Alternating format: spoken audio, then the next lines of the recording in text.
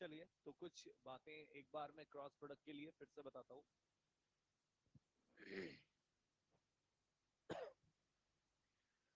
हम यहाँ पर क्रॉस प्रोडक्ट में क्या सीख रहे थे कि कुछ ऐसी परिस्थितियां जिनमें दी गई दो सदिश राशियों को गुणा करवाया जाता है किसी एक नई भौतिक राशि को प्राप्त करने के लिए, और वो जो प्राप्त होने वाली भौतिक राशि है वो एक सदिश है। यानी ए का, किसी ए सदिश का या ए भौतिक राशि का बी के साथ जब सदिश गुणन हम करते हैं तो प्राप्त होने वाला परिणाम ही एक सदिश होता है। जिसके लिए हमने क्या सीखा कि यदि कोई सदिश ए इस प्रकार से है, कोई सदिश बी इस प्रकार से है, जिनके मध्य का कोण थीटा है, तो जब ए क्रॉस बी किया जाता है तो ए क्रॉस बी करने पर इनका परिणामी जो होगा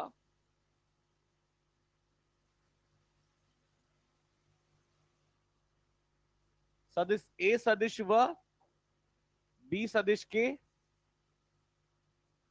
तल के लंबवत होगा। और स्पेशली इस कंडीशन में अगर मैं बात करूं अपने दाहिने हाथ के अंगूठे के नियम से, और यहां पर सदिश ए की तरफ उंगलियां रखूं और बी की तरफ घुमाऊं तो अंगूठे की दिशा बाहर की ओर, तो मैं कंप्लीटली यहां पर क्या लिखता हूं, सदिश ए व बी के तल के लंबवत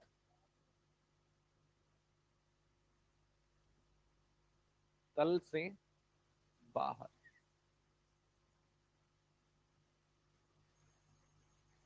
और इसी चीज को दिखाने के लिए गोला और गोले के अंदर एक बिंदु इस प्रकार से, यानी तल से बाहर आने वाली दिशा को डॉट से व्यक्त करते हैं गोले के अंदर।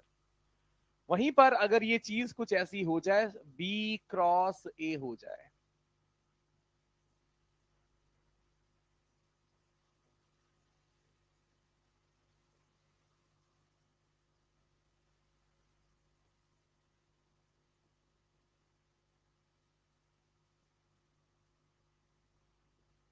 इस स्थिति में ये जो दिशा दिशा हो जाएगी ये हो जाएगी अंदर की ओर, और उसे हम व्यक्त करते हैं क्रॉस से। और मैं यहां पर आपसे ये कहना चाहता हूं कि अगर मैं आपसे एक सवाल और इसमें पूछ लूं कि बताइए ए प्लस बी की दिशा कहां होगी, तो आप क्या करेंगे पता है? आप कहेंगे ए प्लस बी की दिशा हो जाएगी इन दोनों को मिलाकर एक समांतर चतुर्भुज बनाकर इसका एक विकर्ण खींच लेंगे। यही दिखाया गया विकर्ण वास्तव में किसे बताता है? और अगर मैं चाहूं इसको तो ये किसको बताता है? ए माइनस बी को। तो मेरा मेरा मुद्दा ये है, मेरा यहां से कंसर्न इस बात को समझाना है कि क्या आप ये बात महसूस कर पा रहे हैं कि चाहे ए हो चाहे बी हो, यानी ए और बी का तल हो, या उसी के साथ में हम ये लिख सकते हैं कि ए प्लस बी हो, ए माइनस बी हो, या कुछ ऐसा भी कर सकते हैं, मैं ए को डबल कर दूं और उसमें बी जोड़ दूं, तो यही समांतर चतुर्भुज इस तरीके से थोड़ा सा क्या हो जाएगा, बड़ा।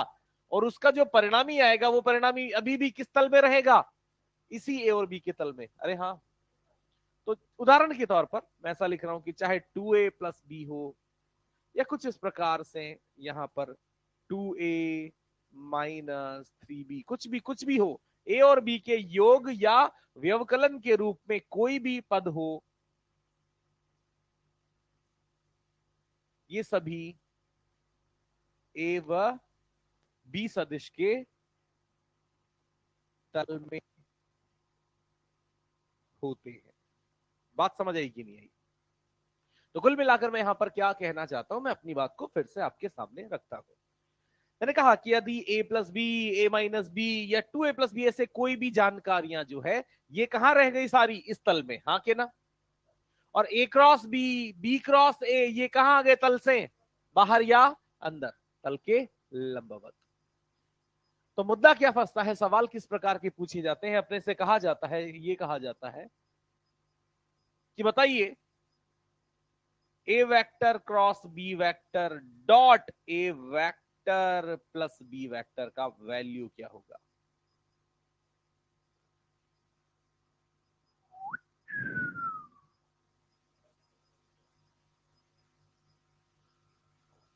जीरो। कारण बताओ।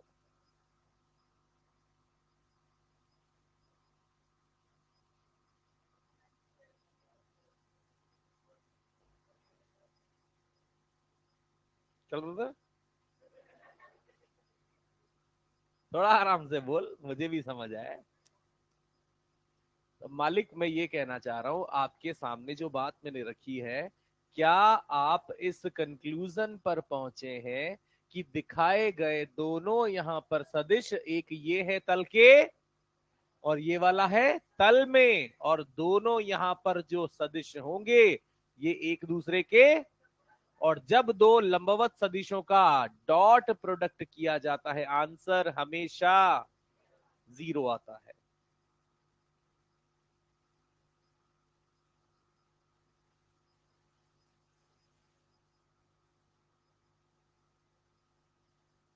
बोलो, जीरो आ जाएगा ना, जैसे यहां से आ जाए अपना। बोलो, सोच के बोलना बेटा।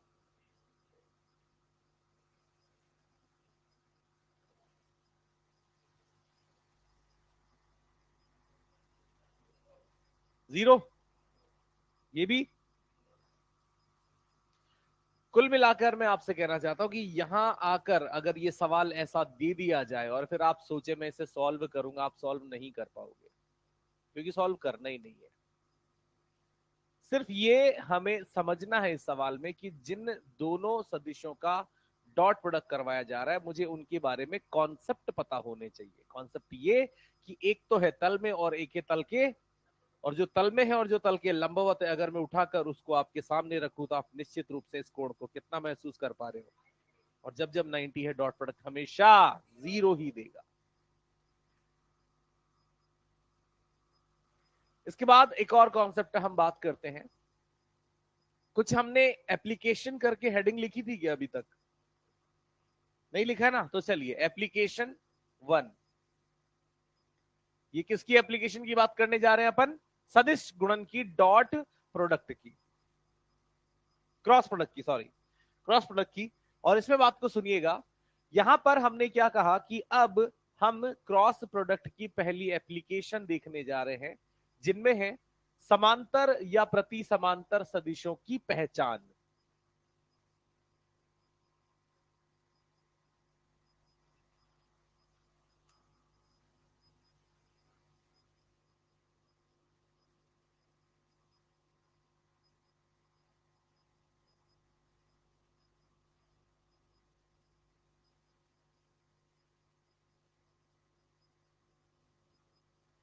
और ध्यान से दिमाग खोलकर मेरी बात को सुनना, है ना। मैंने क्या कहा कि जब हम पहले पहले शुरुआत में मैंने एक कंटेंट डिस्कस किया था, मैंने कहा था जब हम किसी सदिश को किसी एक संख्या से, किसी एक नंबर से गुणा करते हैं, तो वो नंबर से गुणा करने पर सदिश का परिमाण कम या ज्यादा हो जाता है। उदाहरण के लिए, कि यदि यहां पर सदिश ए है और मैं इसको 2 से गुणा करता हूं, तो हमारे डिस्कशन से रिजल्ट क्या निकला था? बेटे अपने छोटे छोटे कामों में व्यस्त ना रहें, सुनते जाएं। कि मैंने यहां पर इस तरीके से जब किसी एक नंबर, एक संख्या से गुणा किया था, तो आपने और हमने कॉमन बात यहां पर कही थी कि इससे ए से जब हमने उसे 2a बना दिया, तो इस स्थिति में उसकी दिशा में कोई परिवर्तन, दिशा रही सेम, परिमाण हो गया डबल। वहीं अगर ये गुणा की जाने वाली चीज मैंने कुछ ऐसी कही थी कि मान लो मैं इसे -3a से गुणा कर दूं, तो परिमाण हो जाएगा और दिशा विपरीत। यानी कुल मिलाकर हमने कहा था कि यदि हम समांतर या प्रति समांतर सदिशों की बात करते हैं, यानी उसी समान दिशा में या उसके विपरीत दिशा में मौजूद सदिशों की बात करते हैं, तो इसमें और इसमें जो अंतर है वो सिर्फ और सिर्फ किसका है? एक गुणांक का। हाँ के ना? एक गुणांक का। यदि वो गुणांक धनात्मक है तो स्थिति, और वो गुणांक ऋणात्मक है तो स्थिति प्रति समांतर की प्राप्त होती है। तो मैं अगर किन्हीं दो सदिशों को, जिनको मैं समांतर या प्रति समांतर कहना चाहता हूं, क्या उन दो सदिशों को कुछ ऐसे लिख सकता हूं, ए सदिश बराबर के गुणा बी सदिश? हाँ के ना? अबे यार, अगर ऐसा लिखा है इसका मतलब क्या है, इन दोनों की दिशा, और के गुणा होने का मतलब क्या है कि जो परिमाण है बी का वो के टाइम्स के गुना करने पर ए का परिमाण प्राप्त होगा, जहां अगर के धनात्मक है तो और के ऋणात्मक है तो मानते हैं कि कोई भी दो सदिश यदि समांतर या प्रति समांतर है तो उनमें मूलतः जो अंतर होगा वो किसी गुणांक के का ही होगा, हाँ या ना? और मैं यहां से कहता हूं कि सदिश ए को मैं कुछ ऐसा लिख सकता हूं क्या, गौर से देखना, सदिश ए को घटक रूप में ए x I cap, A Y G cap और ए जेड कैप बराबर, ये के अपनी जगह पे मैंने रहने दिया, सदिश बी को मैंने यहां पर लिख दिया B X I cap plus B Y G cap plus B Z cap. और ऐसा लिखने के बाद आप क्या जानते हैं कि बराबर के उधर लिखी हुई चीज और इधर लिखी हुई चीज एग्जैक्ट सेम है, बराबर है, हाँ या ना? तो इधर आई का जो घटक है वो क्या है बेटा, इधर आई का जो घटक है वो क्या है, के बी एक्स, और यहां से हम के का मान या ए एक्स बटे बी एक्स का मान क्या लिख सकते हैं, के।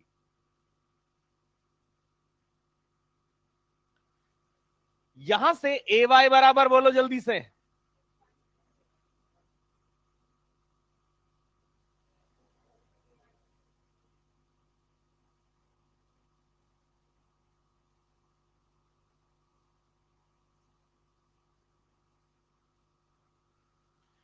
तो कहानी का सार क्या है, कहानी का सार सीधा सा है कि यदि कोई दो सदिश समांतर या प्रति समांतर होना चाहते हैं, कहलाना चाहते हैं, तो जो भी उनके एक्स घटकों का अनुपात है, जो भी उनके वाई घटकों का अनुपात है, जो भी उनके z घटकों का अनुपात है, वो क्या होना चाहिए, बराबर होना चाहिए, और उसका मान के बराबर होगा, यदि के पॉजिटिव तो समांतर, हाँ के ना? और अगर के नेगेटिव तो प्रति समांतर। आई बात समझ में? नोट करें,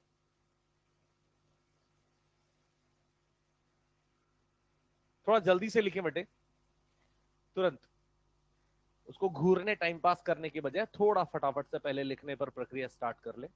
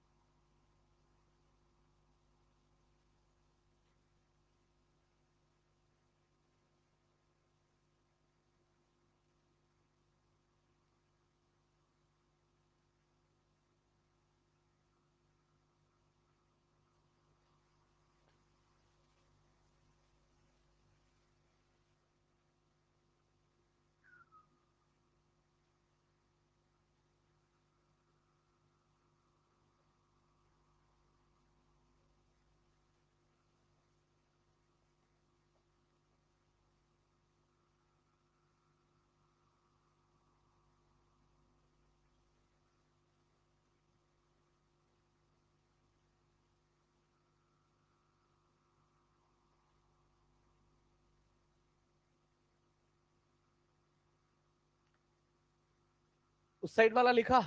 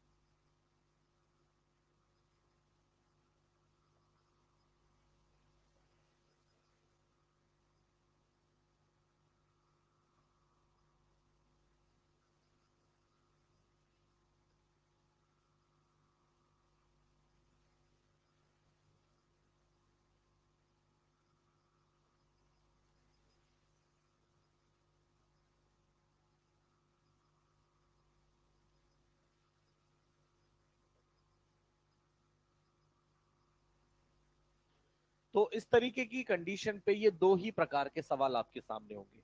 एक मैंने ऊपर लिखा है जिसमें मैंने दो सदिश कह दिए, बता दिए, और पूछ लिया कि ये दोनों सदिश हैं, ये किस प्रकार के होंगे या किस संबंध से संबंधित होंगे।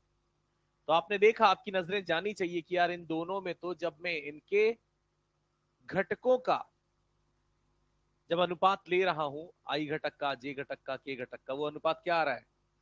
समान आ रहा है कि नहीं आ रहा? समान के साथ साथ ऋणात्मक भी आ रहा है, हाँ के ना? तो हमारा टोटल कंप्लीट रिजल्ट क्या बन जाएगा? दे आर एंटी पैरेलल, वो प्रति समांतर सदिश है। और दूसरा, जिसमें मैंने ए और बी को क्या किया बेटा? समांतर दे दिया, और मैंने क्या पूछा कि कोई एक अज्ञात राशि अल्फा मैंने उस समीकरण में किसी सदिश में डाल दी, और वो अज्ञात राशि अल्फा मैंने पूछ ली। तो पहले वाले का कंक्लूजन कैसा निकालेंगे बेटे? घटकों का अनुपात 3/-1, -12/4, और 6 प्रत्येक मान 1/3 -का 1/3 -का 1/3 इस प्रकार है। इसी को अपन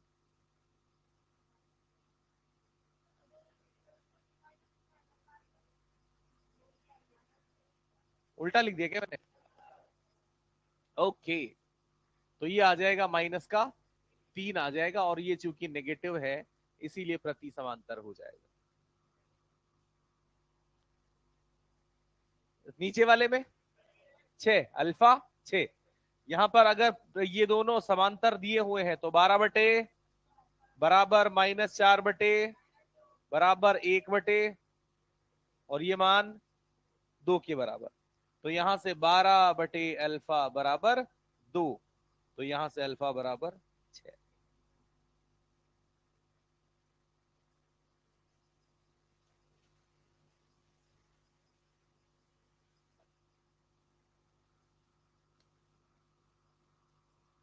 तुरंत लिखो।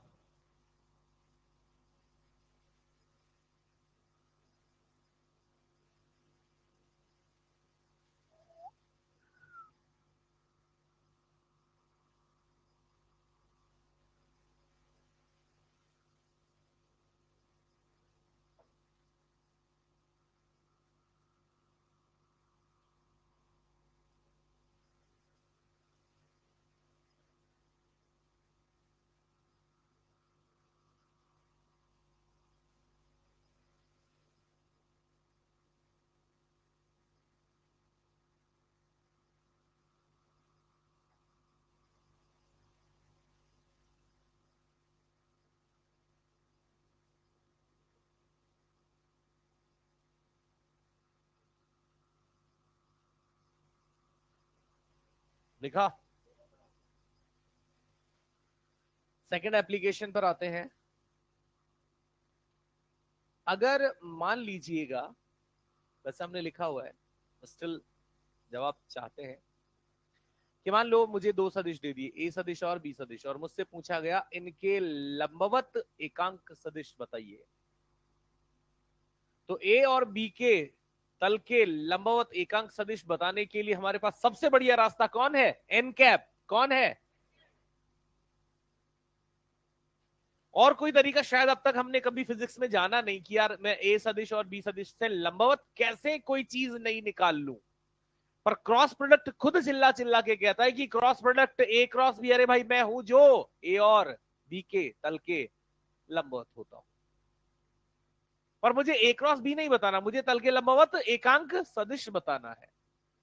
तो पहले तो हम ये पता कर लेते हैं, लिखा होगा तो आगे बढ़ू। इसमें एप्लीकेशन 2 लिख लेना।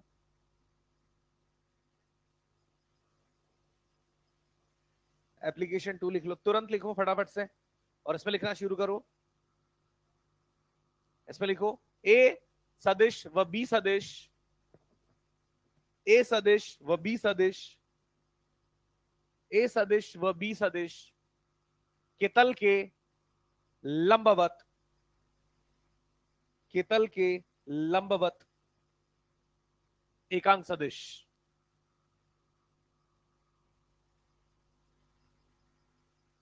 और हमने क्या सीखा है कि ए और बी जो है, ए और बी का जो भी तल है, उस तल से लंबवत दो दिशाएं संभव है। तल के जो बाहर है, मान लिया मैंने उसे व्यक्त किया ए क्रॉस बी से, तो जो अंदर है उसे व्यक्त करूंगा बी क्रॉस ए से। और दोनों चीजों को एक साथ क्या मैं ऐसे लिख सकता हूं कि प्लस का अगर ए क्रॉस बी है तो बाहर, और माइनस का ए क्रॉस बी है यानी बी क्रॉस ए है तो अंदर। और पर मुझे ये नहीं चाहिए, मुझे एकांक सदिश चाहिए। अरे हाँ, और एकांक सदिश में परिवर्तित करने के लिए इसे इसे खुद के परिमाण से डिवाइड करना पड़ेगा। और यही चीज है जो आप और हम प्राप्त करना चाहते हैं। सही बात है।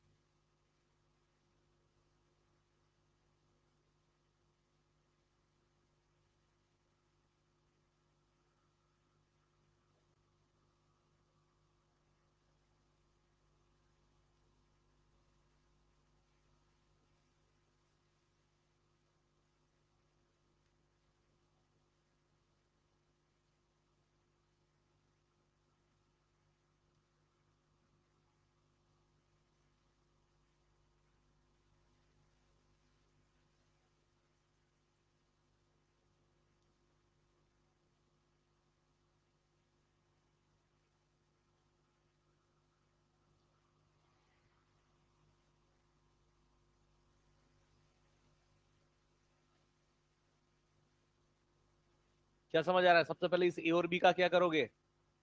Cross product. कैसे? सारणिक मेथड से। फिर उसके बाद उसका क्या भी निकाल लोगे साथ के साथ? परिमाण। जल्दी पहले सारणिक मेथड अपनाओ और तुरंत क्रॉस प्रोडक्ट करके जो भी आंसर आ रहा है वो लिख लो। फिर उसका परिमाण निकालने पर ध्यान लगाओ और अंत में आंसर लिखते समय प्लस माइनस चिन्ह आगे लगा देना।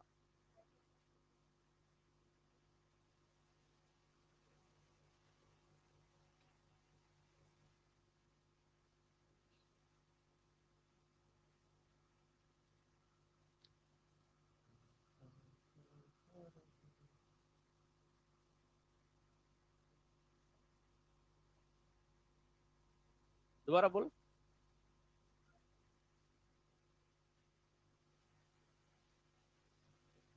और आगे बोल, आगे बोल।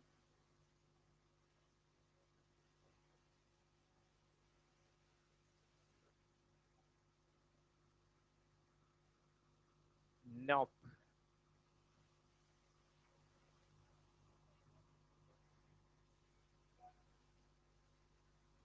जेके वाला गलत किया, चेक कर। अबे नहीं आएगा यार।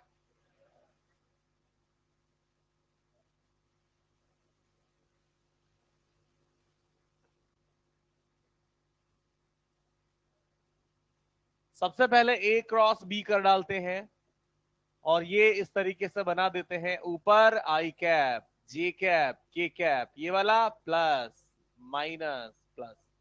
फिर यहां पर ए, सबसे पहले ए क्रॉस बी कर रहा हूं तो पहले नंबर पर ए आएगा, यानी यहां पर अपन लिखेंगे 1 4 -1। फिर नीचे लिखेंगे -1 2 और 1।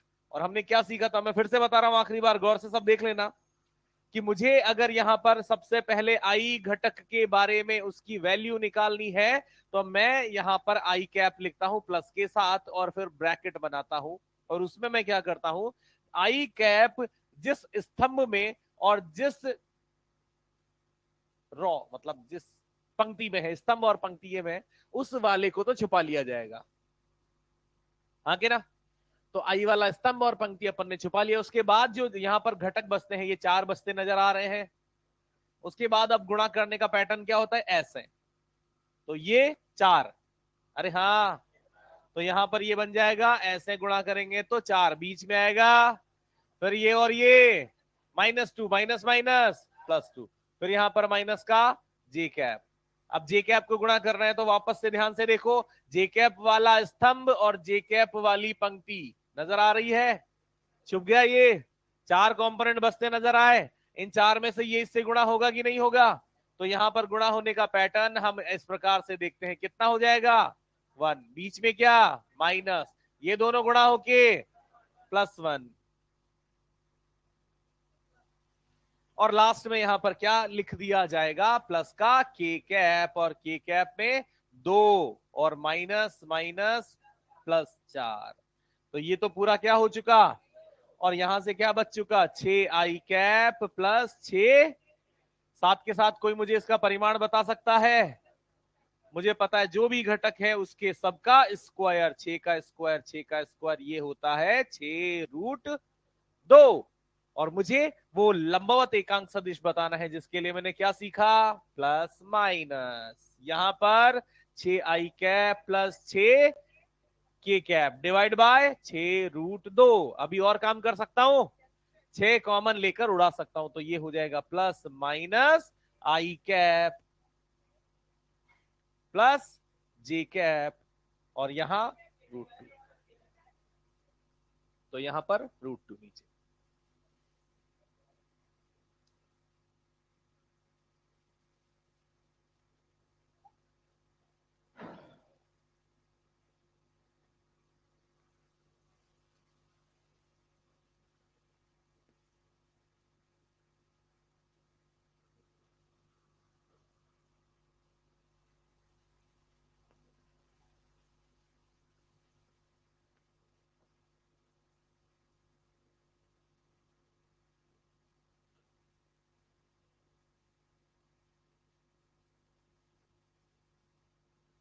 देखा? एप्लीकेशन 3,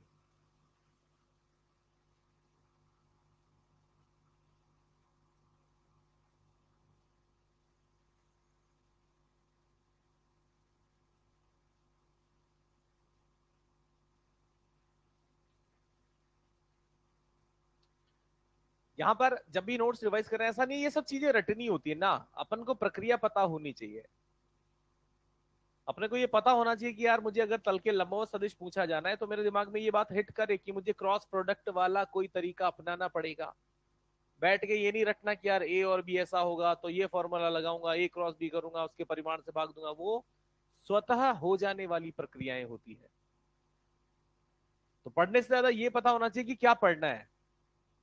तो अपने को वही चीज यहां पर मैं कहना चाहता हूं कि अपने को बस इतना सा पता, इतनी सी हिंट होनी चाहिए कि मुझे क्रॉस प्रोडक्ट की मदद लेनी होती है। सवाल अगर एकांक सदिश के बारे में पूछा जा रहा है तो पहले क्रॉस प्रोडक्ट लेकर उसे उसके परिमाण से डिवाइड करना ही क्या कहलाता है, एकांक सदिश। तो स्मूथली वो चीजें, वो प्रक्रियाएं होती चली जाएंगी।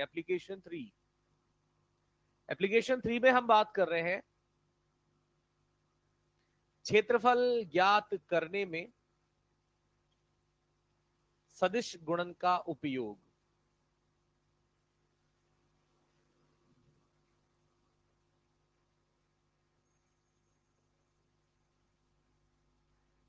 सदिश गुणन का उपयोग।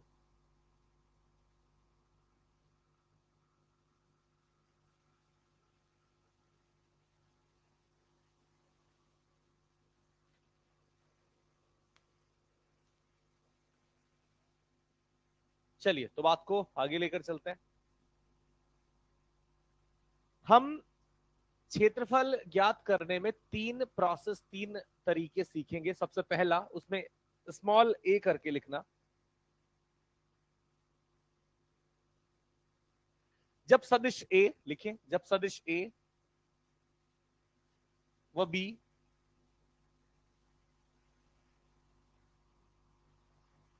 किसी त्रिभुज की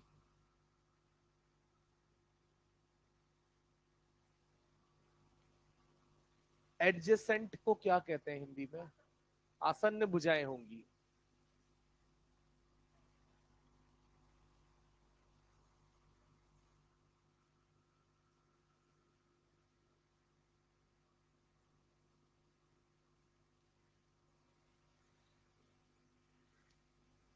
इसमें कोई ऐसा मुसीबत का काम नहीं है, ये शब्दों से इनसे डरना नहीं है। सिंपल सा बात, सवाल क्या कहना चाहेगा, सवाल कहना चाहेगा कि दो भुजाएं, दो सदिश ए सदिश और बी सदिश दे देगा और कहेगा इन दो सदिशों से मिलकर एक त्रिभुज बन रहा है।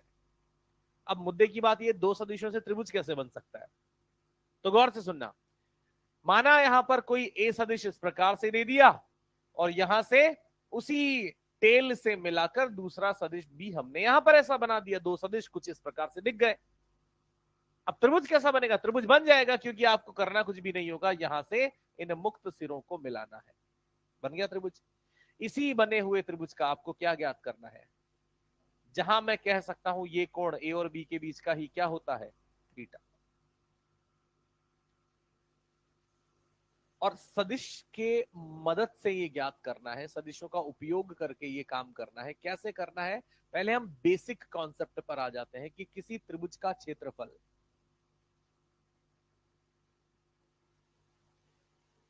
त्रिभुज के क्षेत्रफल का जो साधारण फॉर्मूला होता है वो क्या होता है बेटा?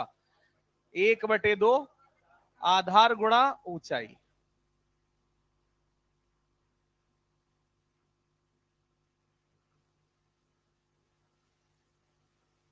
और आप सब जानते हैं कि इस त्रिभुज में यदि मैं आपको ये कह दूं कि ये भुजा क्या आधार हो जाएगी, तो आप यहां से आधार को क्या लिख देंगे, ए।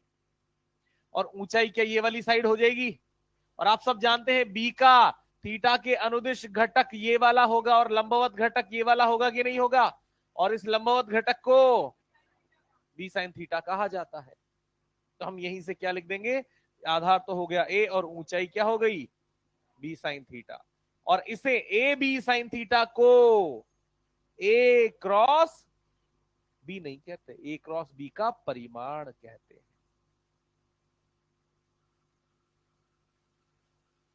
यानी क्या करना होगा, वापस से दिमाग पे मेरे शब्दों को सुनते हुए जोर डालना है। कहा जाएगा सवालों में दो सदिश ए और बी हैं, दे देगा, ए कुछ दे दिया बी कुछ दे दिया, से मिलकर, दो सदिशों ए व बी से मिलकर एक त्रिभुज बन रहा है, उस त्रिभुज का क्षेत्रफल ज्ञात करो। तो पहला काम आपका क्या होगा, सदिश ए और सदिश बी का क्या कर लोगे, क्रॉस प्रोडक्ट सारणिक प्रक्रिया से उसका क्या निकाल लेंगे, परिमाण, और उसी को आधा कर देना है। जब हम यहां पर बी वाली बात पर आते हैं, अब यहां क्या होगा, सदिश ए व सदिश बी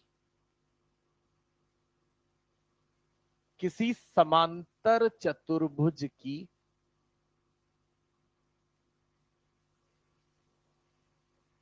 आसन्न भुजाएं हो।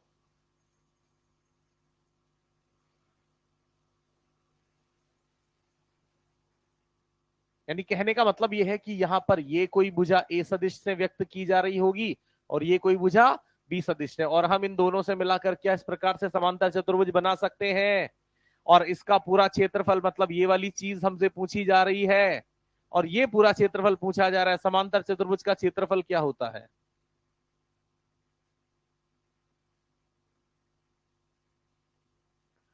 समांतर चतुर्भुज का क्षेत्रफल ये होता है आधार गुणा ऊंचाई। जैसे त्रिभुज में हम 1/2 आधार गुणा ऊंचाई करते ना, इसमें सीधा आधार गुणा ऊंचाई कर सकते हैं। और आधार गुणा ऊंचाई करेंगे तो गौर से देखो, आधार कौन है बेटा, ए, ऊंचाई बी साइन थीटा, और ए बी साइन थीटा को क्या लिख सकता हूं, ए क्रॉस बी का परिमाण। तुरंत लिखें इसे जल्दी से।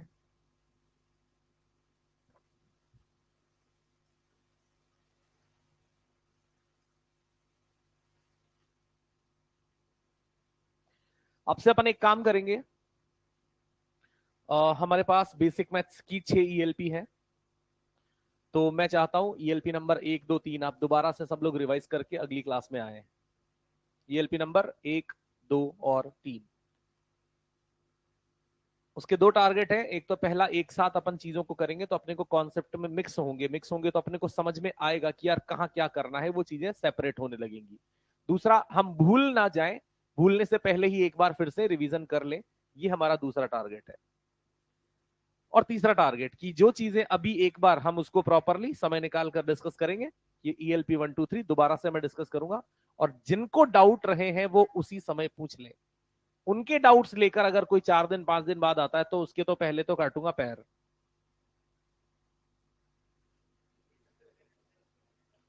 फिर खड़े होकर डाउट पूछने को बोलेंगे, नहीं। क्लियर है ना, ये चीज कर लेना, जिसने पहले कर रखी है बहुत बढ़िया है, बहुत कम टाइम में हो जानी चाहिए, दोबारा से करें। और जिन्होंने पहले नहीं कर रखी है उनके लिए आखिरी मौका है कि एक बार फिर से कर ले, समस्याएं हैं डिस्कस कर ली जाएंगी। मुझे लगेगा समय ज्यादा लग रहा है तो मैं बाहर डिस्कस कर लूंगा, या मुझे लग रहा है बहुत अच्छी तरीके से आपने किया हुआ है, बहुत कम समय में मैं डिस्कस कर पा रहा हूं, तो मैं क्लास में ही उनको कर सकता हूं, मुझे कोई आपत्ति नहीं है। पर प्लीज 1 2 3 अपना डे 1 का आज का टारगेट है, कर लेना आज के आज ही, ताकि कल अपन 4 5 6 पर बढ़े और इसी तरीके से अपन पूरा कंप्लीट कर ले। क्योंकि शुरुआत में अभी एनएलएम में ईएलपीज नहीं मिल पाएगी, थोड़ा कॉन्सेप्ट पढ़ेंगे, थोड़ी बातें जानेंगे तो उतना सवाल दे नहीं पाएंगे, तो हमारे पास 2 या 3 दिन का ये समय फ्री रहेगा थोड़ा, है ना। तो तुरंत इनको घर जाते से ही ईएलपी 1 2 3 को फटाफट से रिवाइज कर लेना, जो भी है चीजें जैसी भी है सारे कॉन्सेप्ट देख लेना। ओके, ये हुई बात।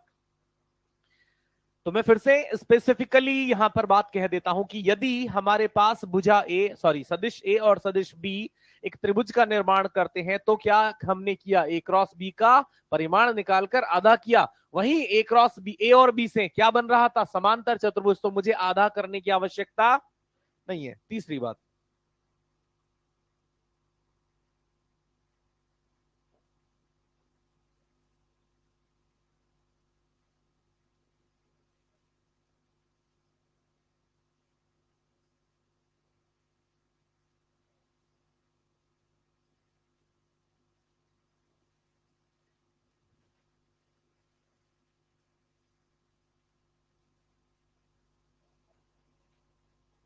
यहां पर यह कहा गया है कि एक समांतर चतुर्भुज है,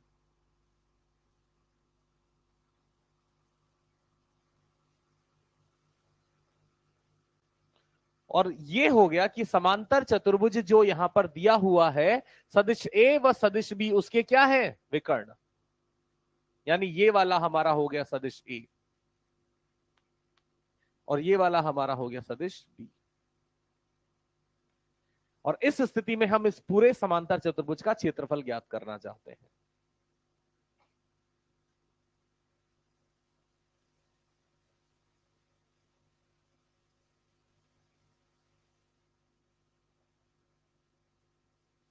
अब क्या करना है, गौर से देखना, सीधी सी बात।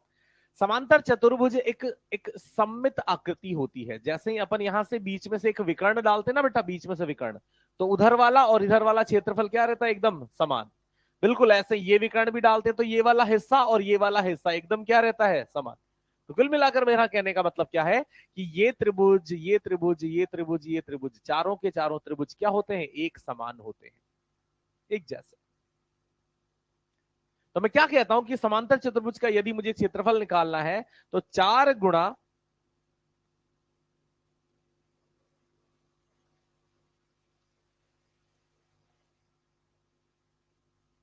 छायांकित त्रिभुज का क्षेत्रफल,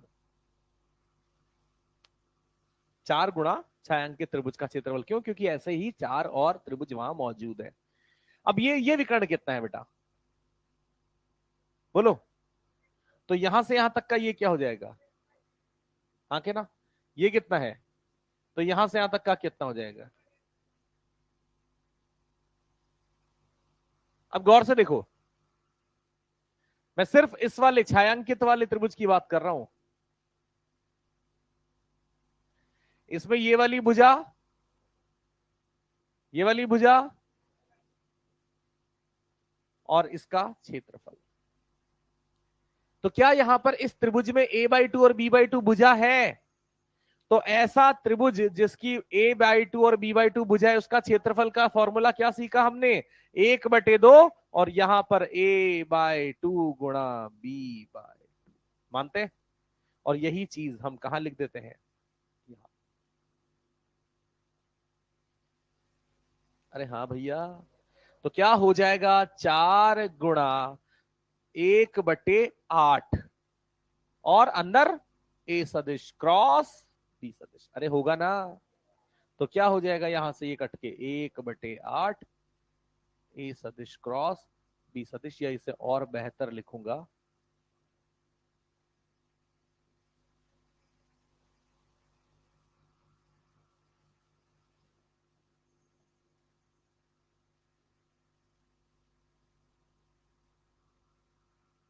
इसलिए ऐसा लिख रहा हूं ताकि आपका कंफ्यूजन क्लियर रहे कि ए और बी भुजा, ए और बी क्या है, विकर्ण है। तब मुझे चतुर्भुज के क्षेत्रफल के लिए ये फॉर्मूला लगाना है।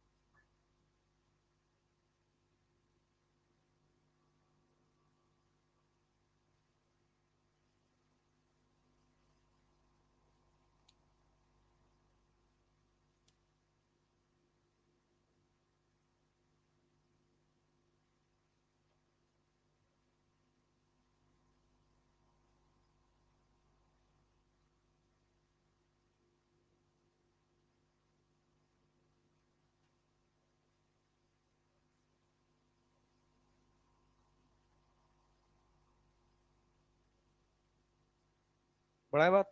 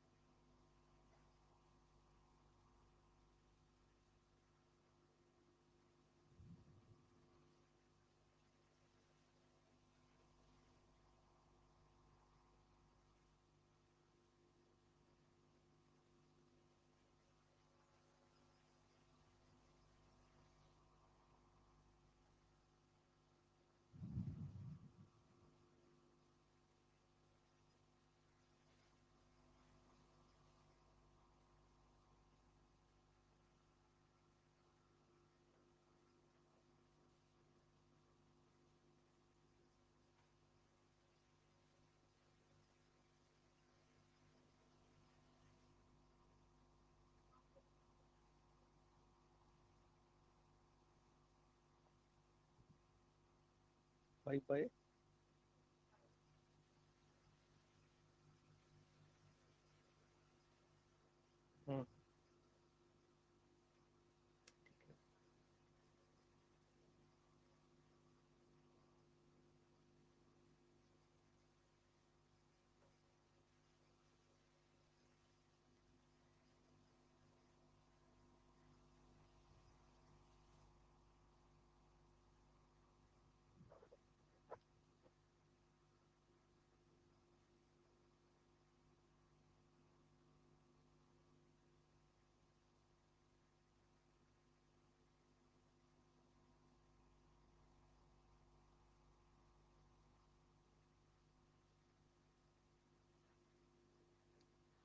हाँ जी, माइनस किसका आ रहा है? परिमाण है भाई, परिमाण है, माइनस में आएगा ही नहीं। पहले तो हमारा काम यहाँ पर ये पहचान लेना है कि आसन्न भुजाएं हैं, और आसन्न भुजाएं हैं तो क्षेत्रफल निकालने के लिए हमारा फॉर्मूला कुछ ऐसा लगना ही पड़ेगा। उसके लिए सबसे पहले मुझे ए क्रॉस बी पता करना है। ए क्रॉस बी के काम के लिए मैं लिख लेता हूं आई कैप, जे कैप और के कैप।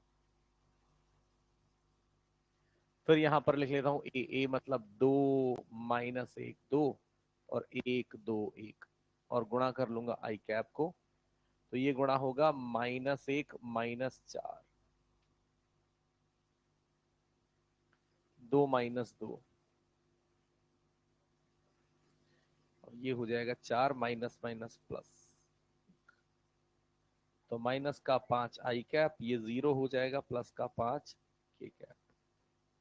इसका परिमाण अगर पूछ लूं तो ए क्रॉस बी का परिमाण जो हो जाएगा 5√2, और मुझे बस उसी को क्या करना है, आधा, और यही हो जाएगा 5/√2।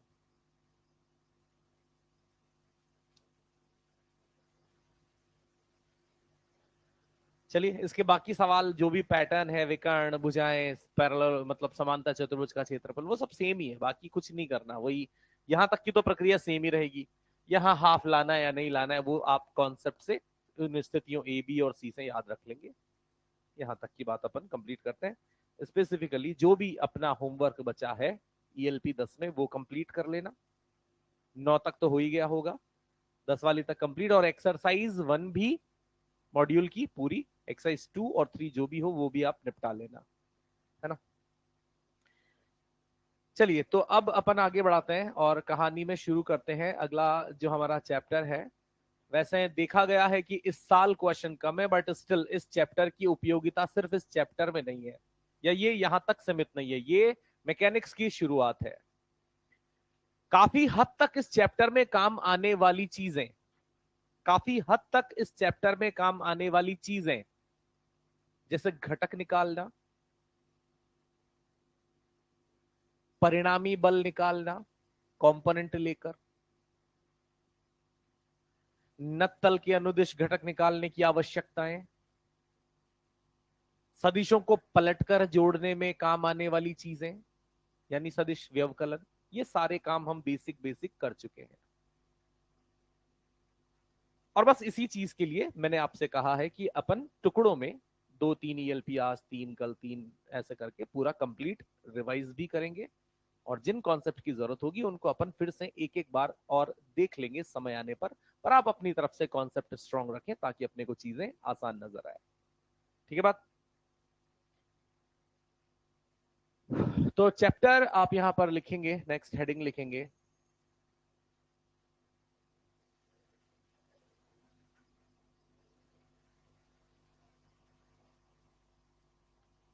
इसे 2 टुकड़ों में अपन कंप्लीट करते हैं, न्यूटन्स लॉज ऑफ मोशन और फ्रिक्शन। तो पहले न्यूटन्स लॉज ऑफ मोशंस की बात कर लेते हैं अपन, इसको सिंपल अपन लिख लेते हैं।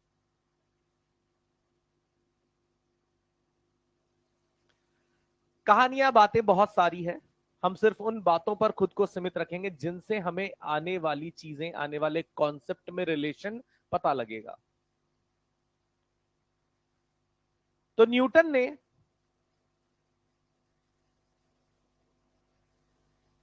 गति के नियम दिए। न्यूटन ने काफी सारी यहां पर जो मोशन की प्रक्रिया है, गति की प्रक्रिया है, उनको समझा, उनकी आवश्यकताओं को समझा और उन आवश्यकताओं के आधार पर कुछ नियम दे दिए गए। तो न्यूटन का जो पहला, दूसरा और तीसरा नियम है, ये क्रमबद्ध तरीके से एक सिक्वेंशियल मेथड से बनाया गया है। और पहला तरीका सिर्फ इस तरीके से एक थ्योरेटिकल तरीका है जो ये समझाता है कि इस पूरे ब्रह्मांड में जो वस्तु स्थिर है वो स्थिर ही बनी रहेगी, और जो चीज गतिमान है वो गतिमान, गतिशील ही बनी रहेगी, जब तक कि उस पर कोई बाह्य बल आरोपित ना किया जाए। वो रुकी हुई वस्तु कुछ भी कर लो वो नहीं चलेगी, मतलब नहीं चलेगी बिना बल के, या यूं कह दे बिना कुल बल के। किसी रुकी हुई वस्तु पर अगर कोई बल नहीं लगा है तो क्या वो रुकी है तो रुकी रहेगी? या अगर इसी वस्तु पर मैं एक बल इधर से F लगा दूं और एक बल इधर से F लगा दूं तो क्या बल लग रहे हैं या नहीं लग रहे हैं? पर कुल बल नहीं लग रहे हैं। तो यहां पर बल शब्द का इस्तेमाल करने से बेहतर सुरक्षित शब्द हमारे लिए कौन है? कुल बल। मतलब मुझे ये नहीं कहना चाहिए कि बल लगने से चीज चलने लग जाती है ना। बल तो लग रहे हैं पर अभी भी ये वस्तु आपको चलती नजर नहीं आएगी अगर ये पहले से रुकी हुई है तो मेरे लिए सुरक्षित शब्द क्या हो जाएगा? कुल बल। और आप और हम सब जानते हैं कि यहां पर वेक्टर से भी हम पढ़ के आए कि इस स्थिति में दिखाए गए कुल बल क्या है? सदिश रूप में 0 है ना।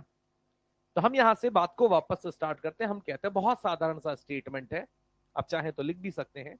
आप हेडिंग लिख लें सबसे पहला, न्यूटन का प्रथम नियम।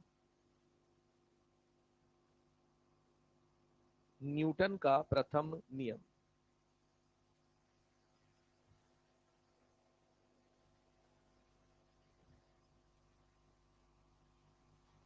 और इसमें लिख लेते हैं, कोई वस्तु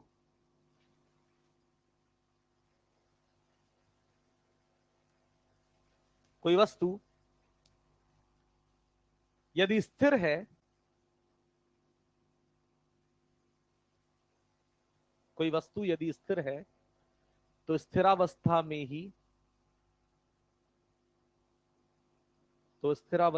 ही रहना चाहती है।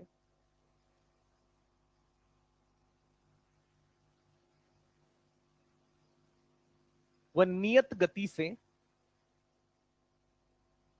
वह नियत गति से वह नियत गति से इसके ब्रैकेट में लिख लेना, नियत वेग, नियत वेग और नियत गति से गतिशील है तो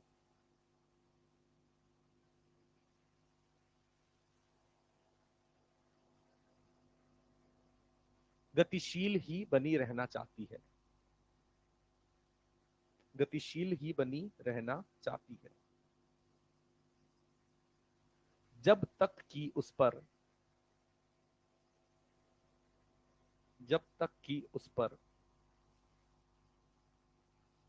कोई कुल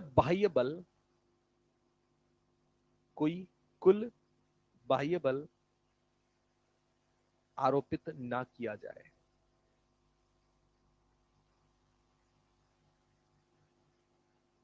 आरोपित ना किया जाए।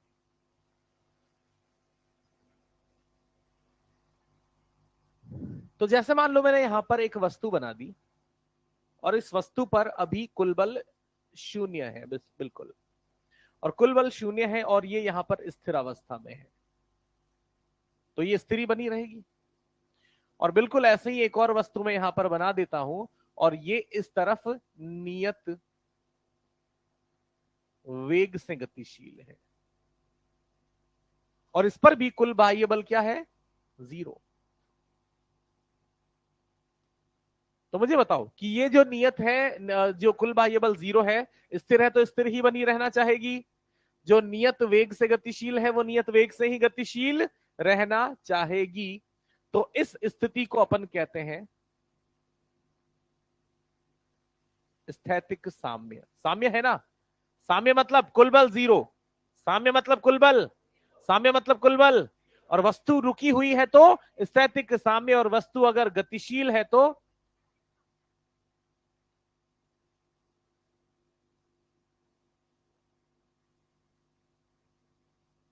ये बना ले गतिक साम्य। तो मुझे साम्य अवस्था के लिए जरूरी नहीं है कि ये कुर्सी रुकी ही हो, साम्य अवस्था के लिए जरूरी ये है कि इस पर लग रहे कुल बल 0 हो। अब वो कुल बल 0 अगर उस वस्तु पर रुकी हुई अवस्था में लग रहे हैं तो स्थैतिक साम्य है, और चलती अवस्था में लग रहे हैं तो गतिक साम्य है, पर साम्य दोनों अवस्थाओं में है।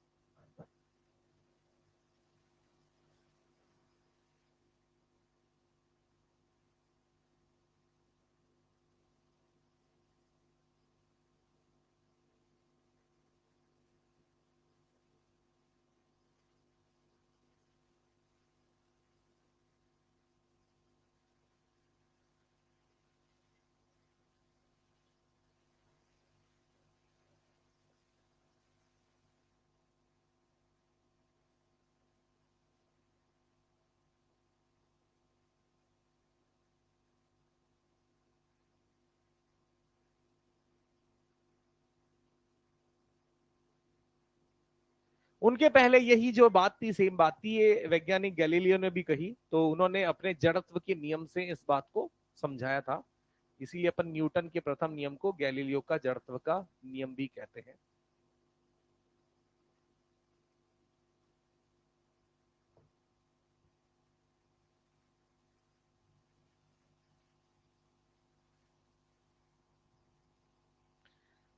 अब बात को समझिएगा कि हमने एक आवश्यकता की यहां पर बात की कि मुझे अगर किसी वस्तु को चलाना है, जैसे ये अभी फिलहाल कुर्सी के लिए मैं बात करूं तो ये आपको कैसी नजर आ रही है, तो आप कहेंगे सर ये हमें साम्य अवस्था में, और साम्य अवस्था भी कौन सी, स्थैतिक साम्य अवस्था में नजर आ रही है। कारण भी आप बता सकते हैं कि इस वस्तु पर कोई भी कुल बल नहीं है। व्यक्तिगत रूप से अगर इस पर देखा जाए तो इस पर अभी भी दो बल लग रहे हैं, गुरुत्वीय बल mg नीचे और सतह से ऊपर संपर्क बल n, मानते हैं। पर mg नीचे और संपर्क बल n एक दूसरे को क्या कर रहे हैं, बैलेंस, यानी बैलेंसिंग है, और बैलेंसिंग है, रुकी हुई है, तो हम इसे क्या कह सकते हैं, स्थैतिक साम्य। अब क्या है, अगर मैं इसे चलाना चाहता हूं तो सीधा सा लॉजिक है, अगर मैं इसे चलाना चाहता हूं तो क्या कर सकता हूं, बल लगाऊंगा। और बल लगाने का मतलब क्या है, मैं यहां से दो प्रक्रियाएं करता हूं। बल का वास्तविक वास्तविक जिंदगी में मतलब क्या है कि बल होता क्या है, या तो मैं इसे क्या कर सकता हूं, खींच सकता हूं, या मैं इसे पीछे जाकर धक्का मार सकता हूं। तो जनरली बल यहां पर यही काम करता है, चाहे वो आकर्षण हो या प्रतिकर्षण हो या किसी भी प्रकार का हो, वो दो वस्तुओं को या तो खींच सकता है या धकेल सकता है, पुश कर सकता है ना। तो हम यहां से बल को इस प्रकार से परिभाषित कर सकते हैं कि बल वास्तव में कुछ और नहीं है, एक प्रकार का खिंचाव या धक्का ही है। उस खिंचाव या उस धक्के के कारण क्या होता है, गति की अवस्था में परिवर्तन आता है। गति की अवस्था में परिवर्तन का क्या मतलब है, रुकी हुई चीज हो सकता है चलने लगे, या चलती हुई चीज हो सकता है रुकने लगे। क्योंकि अगर अपन कोई कोई वस्तु चल रही है और सामने से अगर अपन ने बल लगाना प्रारंभ कर दिया तो वो क्या हो जाएगी, मंदित होने लग जाएगी, और हो सकता है वो वस्तु रुक जाए।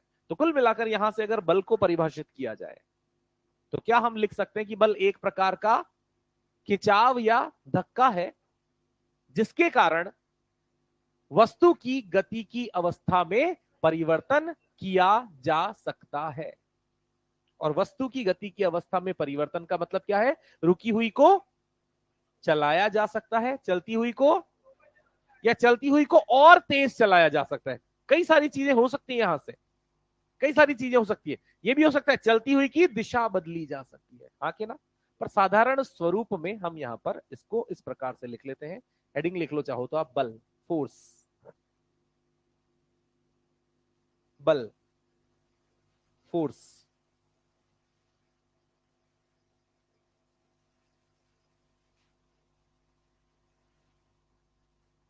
फोर्स, और इसमें लिखें यह एक प्रकार का, यह एक प्रकार का, यह एक प्रकार का खिंचाव या धक्का है, यह एक प्रकार का खिंचाव या धक्का है जो वस्तु की, जो वस्तु की गति की अवस्था में,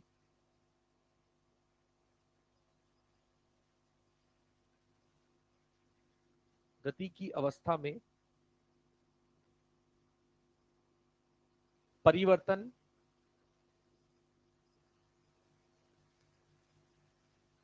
करता है, परिवर्तन करता है या परिवर्तन का प्रयास करता है, या परिवर्तन का प्रयास करता है।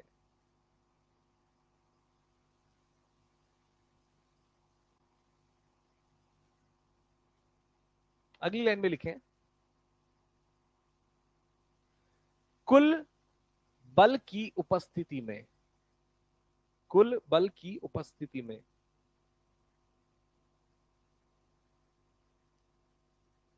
कुल बल की उपस्थिति में वस्तु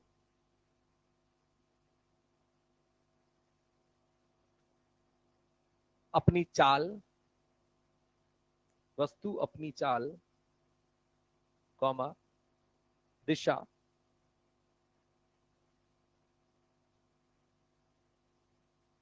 या दोनों एक साथ, या दोनों एक साथ बदल सकती है।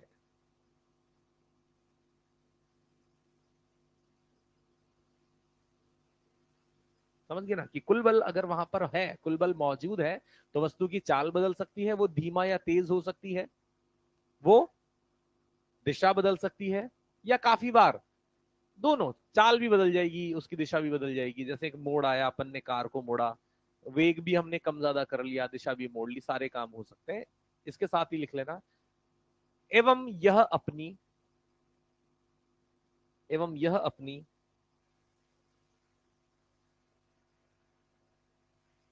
आकृति व आकार में भी, एवं यह अपनी आकृति एवं आकार में भी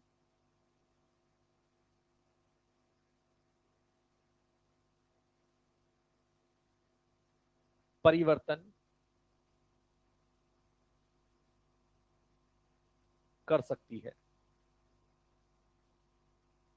बल के कारण, हम किसी वस्तु की बात कर रहे हैं, तो बल के कारण कोई वस्तु अपने आकृति या आकार में भी परिवर्तन कर सकती है। इसकी इकाइयों की बात कर लेते हैं। तो बल मतलब ऐसा कुछ भी नहीं है, बहुत टेक्निकल पॉइंट नहीं है, सिंपल सी बात है। बल एक एक फैक्टर ही तो है।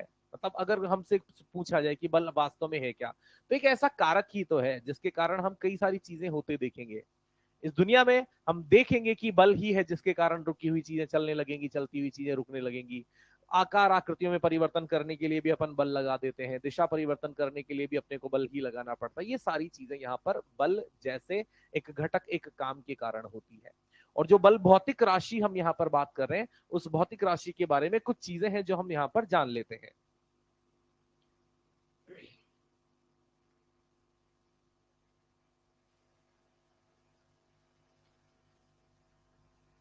तो लिख लें बल की इकाई।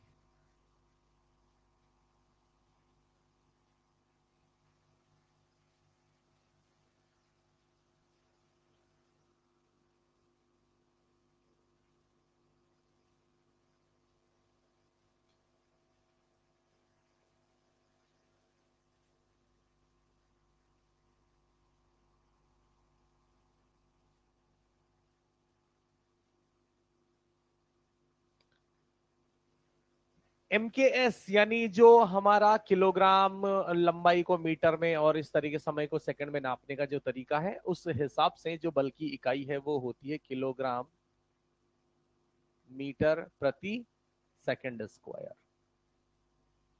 और एसआई सिद्धांत, एसआई पद्धति में ही इसी चीज को क्या कह देते हैं, न्यूटन।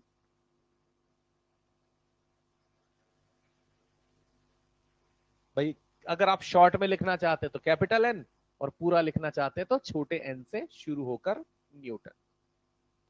और सीजीएस में अर्ग तो ऊर्जा की इकाई होती है बेटा, डाइन।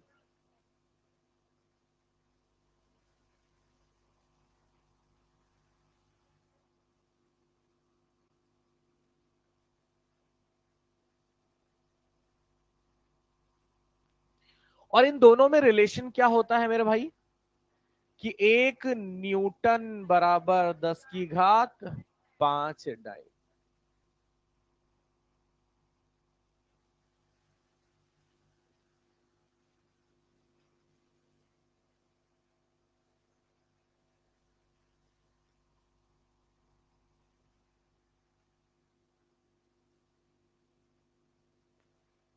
और सुनिए, जो जी होता है ना जी, गुरुत्वाकर्षण नियतांक अलग होता है जी, गुरुत्वीय त्वरण। जी जो गुरुत्वीय त्वरण होता है उसका मान होता है,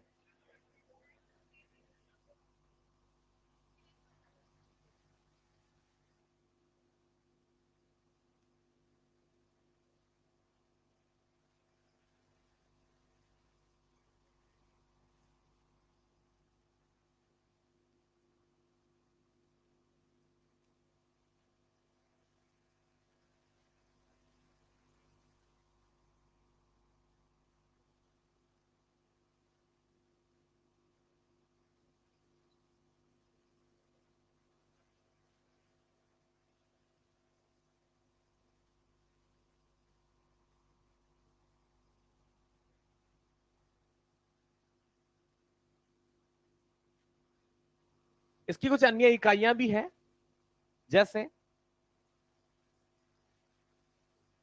1 केजी वेट, और इस 1 केजी वेट को अगर आपको बदलना है न्यूटन में, किसमें बेटा, न्यूटन में, तो आप क्या करते हैं, इसे करते हैं गुणा जी से।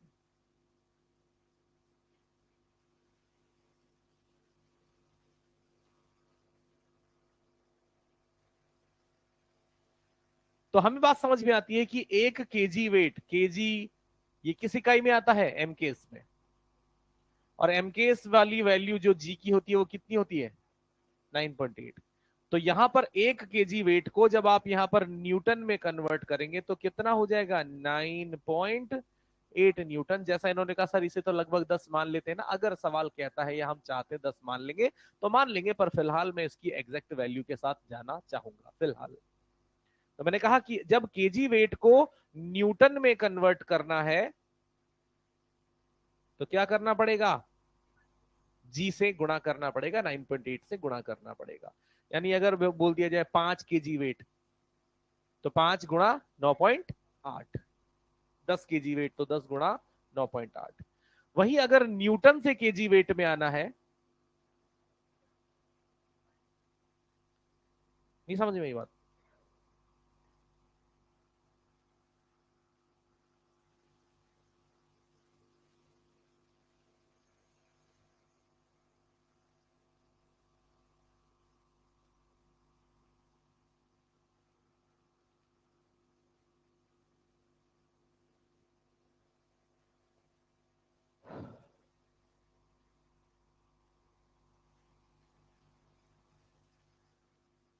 छोटा सा एग्जाम्पल करके देख लो आप, परेशान ना हो ताकि बात में।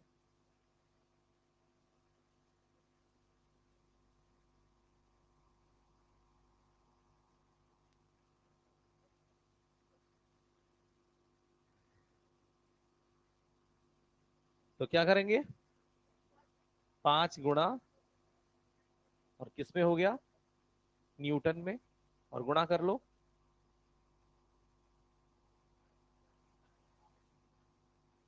सही है।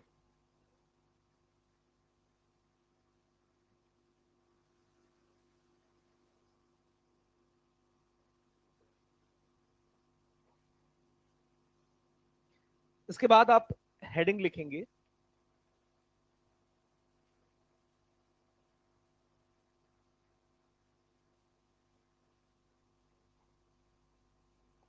उसके बाद लिखेंगे जड़त्व।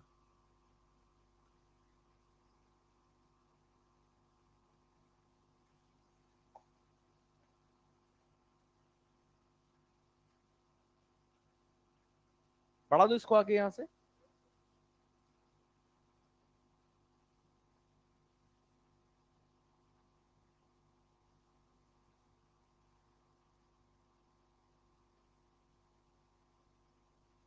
देखो जैसा कि मैंने कहा कि न्यूटन का प्रथम नियम गैलीलियो का जड़त्व का नियम भी कहलाता है। इन्हीं न्यूटन के नियमों की बातें समझाने के लिए गैलीलियो ने पहले ही जड़त्व से रिलेट करके कुछ बहुत सारी बातें कर रखी थी। न्यूटन ने बस थोड़ा सा उसको स्पेसिफिक स्टैंडर्ड लैंग्वेज में कहने की कोशिश की।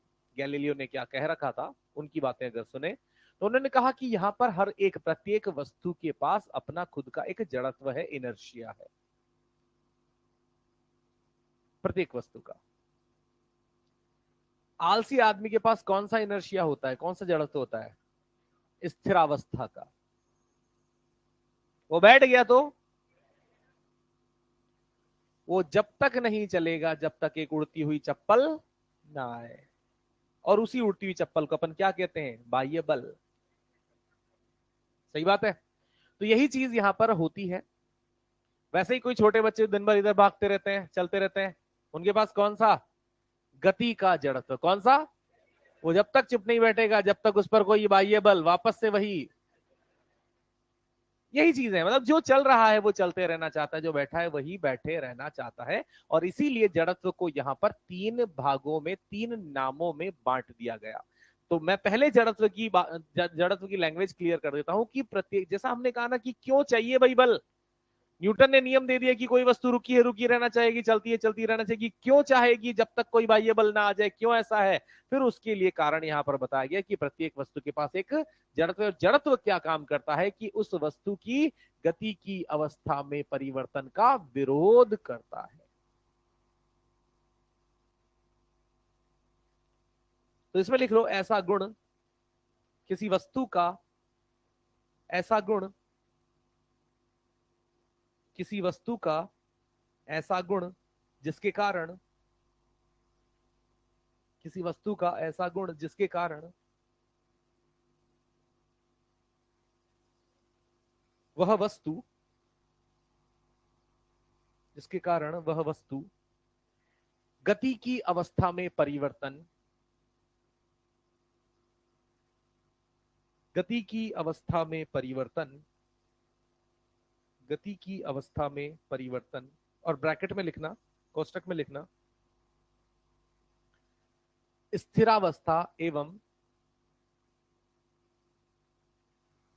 स्थिरावस्था एवं नियत वेग की अवस्था, एवं नियत वेग की अवस्था, ब्रैकेट बंद,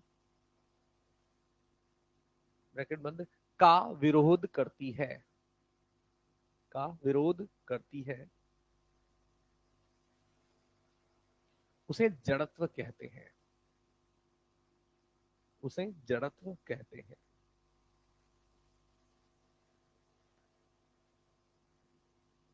अब जड़त्व कैसे निर्धारित होगा?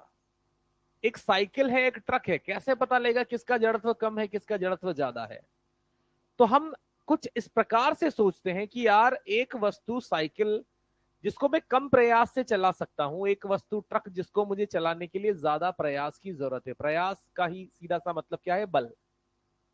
एक वस्तु को मैं कम फोर्स लगाकर चला सकता हूं, एक वस्तु को चलाने के लिए मुझे ज्यादा फोर्स लगाना पड़ेगा। और ऐसा क्यों हो रहा है? तो जब हमने उनके कारणों को पता किया तो हमें पता लगा कि ये जड़त्व निर्भर करता है किस पर? उस वस्तु के द्रव्यमान पर।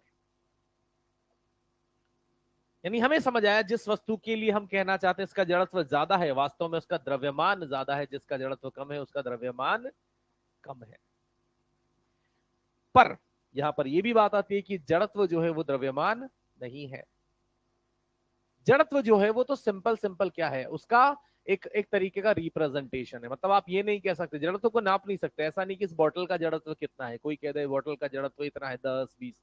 ऐसा कुछ भी नहीं है। हाँ, ये पूछा जाए कि इसका द्रव्यमान कितना है, तो द्रव्यमान का मापन किया जा सकता है जड़त्व का। जड़त्व सिंपल क्या है, कि तुलनात्मक राशि है, कि किसका ज्यादा किसका कम, वैसे। ठीक है, तो यहां से हम जड़त्व को तीन प्रकार से बांटते हैं, तीन चीजों में देखते हैं। स्थिर अवस्था,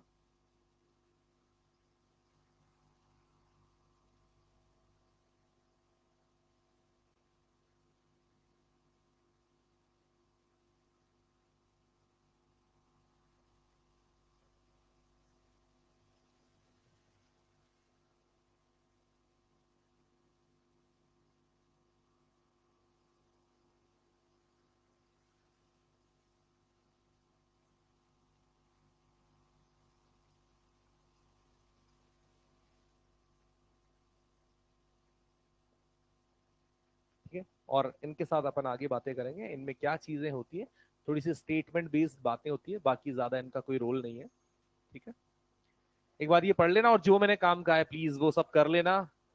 जितना ईमानदारी से करोगे, आपको आगे आने वाली चीजों में मतलब हम टू दी पॉइंट हो जाएंगे, हम स्पेसिफिक हो जाएंगे, यार हमें इतना आता है, इतना हमने किया हुआ है, तो चैप्टर आसान लगेगा। सिर्फ चैप्टर में नए कॉन्सेप्ट जुड़ेंगे, मेरी बात को ध्यान से सुनना, चैप्टर में सिर्फ नए कॉन्सेप्ट, नई बातें जुड़ेंगी। कैलकुलेशन कैसे करना है, सॉल्व आंसर कैसे लाना है, इस प्रक्रिया में कोई बदलाव नहीं होगा। प्रक्रियाएं, गणनाएं, कैलकुलेशन जो भी आपका हो वो सब सेम रहेगा, जो हमने बेसिक मैथ्स और वेक्टर में पढ़ा है। सिर्फ यहां पर बातें हो जाएंगी, एक फॉर्मूला आ जाएगा, फिर उस फॉर्मूले का पालन करना है, और कुछ इससे ज्यादा इस पूरे चैप्टर में नहीं है। ये यूं मान लो, वेक्टर से भी आपको आसान लगेगा, पर वेक्टर आपको आना चाहिए इसके लिए। ठीक है, बात कर लेना, कोशिश करना, हो जाएगा। Thank you.